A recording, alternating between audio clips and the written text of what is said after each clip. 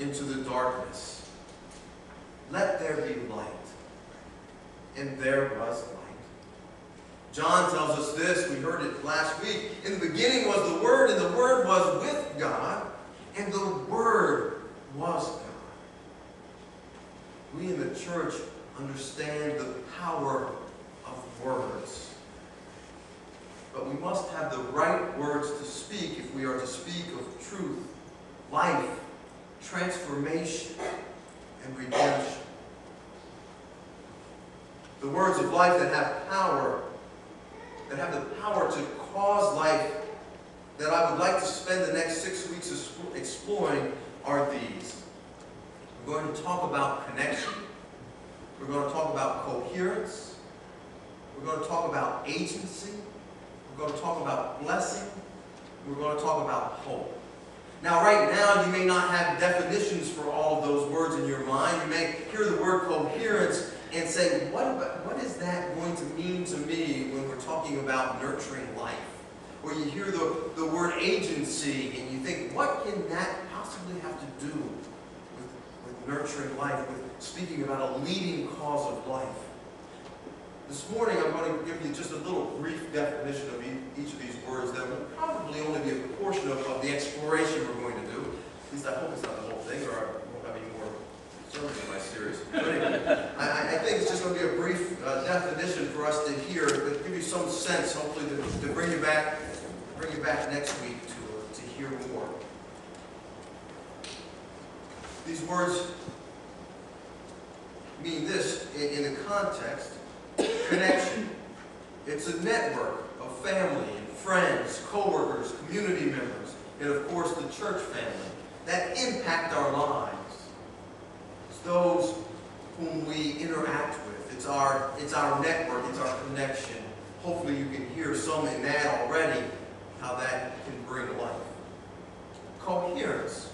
The word means for us shared meaning and shared purpose. Coherence will mean what we share together in how the world means, what the world means to us, how we look at the world, our paradigm, if you will, from what angle we view life, why life means something different to us as Christians than it does to those perhaps outside the church. How one thing that I might see as a Christian person looking through my lens of God as Creator, as Christ as Redeemer, as the Holy Spirit as Sustainer, and how that very same picture may look completely different to someone who does not have those concepts. It's shared meaning. It's also shared purpose. What is it that together we, as those entering life in connection, you see these things can't be disconnected.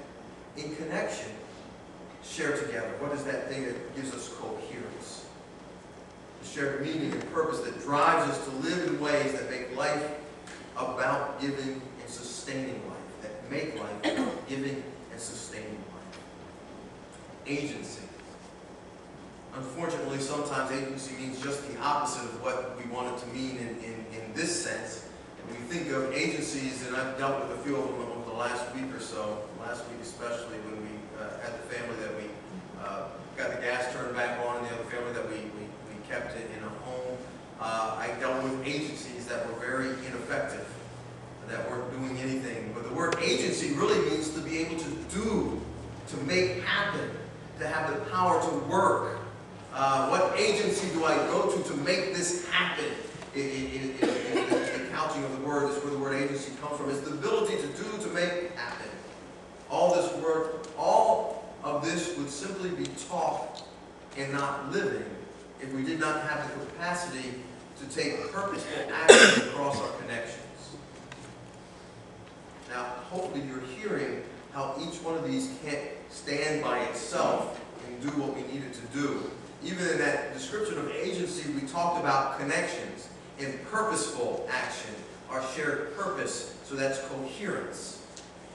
All of this works together. Where you find one of these leading causes of life, you won't have to look too far to find the others. Blessing is another category that we'll look at.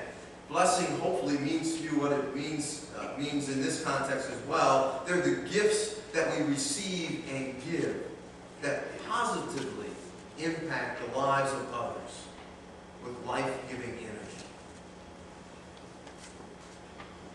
The one thing about blessing is this. You can be a blessing to others. You can give gifts of life to others, gift of purpose and meaning, gifts that make a person, cause a person to be filled with joy. And you can receive blessings from God and from others. You can be blessed by the things people do, by perhaps your parents or your grandparents, those who have given you something that has blessed your life so you can continue on. But one thing you can't do with blessing is you can't, at least not in the technical definition of the word, bless yourself. You can't bless yourself. You can give blessing away. You can receive blessing.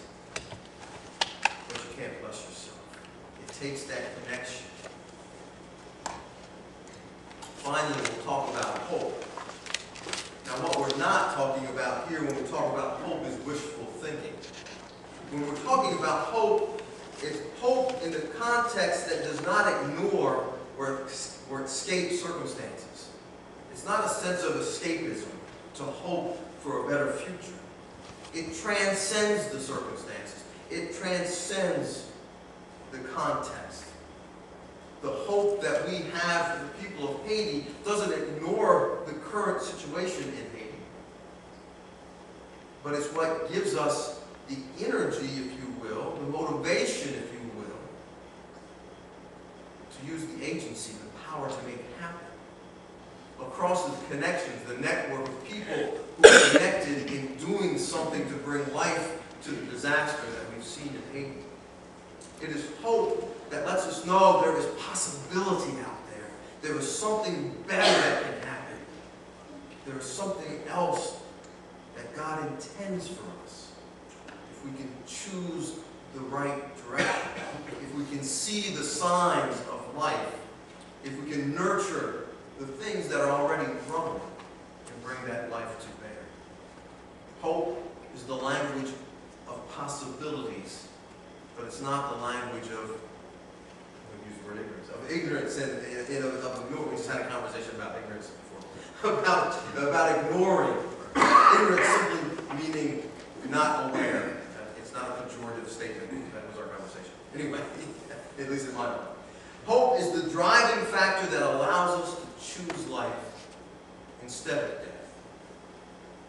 Hope gives us motivation to choose life. Can you begin to see how this can reshape the way we see the world? As we delve into each of these categories, I mentioned the tent city in Camden. I said that if you know what to look for, you can see the leading causes of life even in that place. You see, people have gathered together out of their poverty, out of their inability to have a home. They have gathered together in that place, and the connections are being made with one another.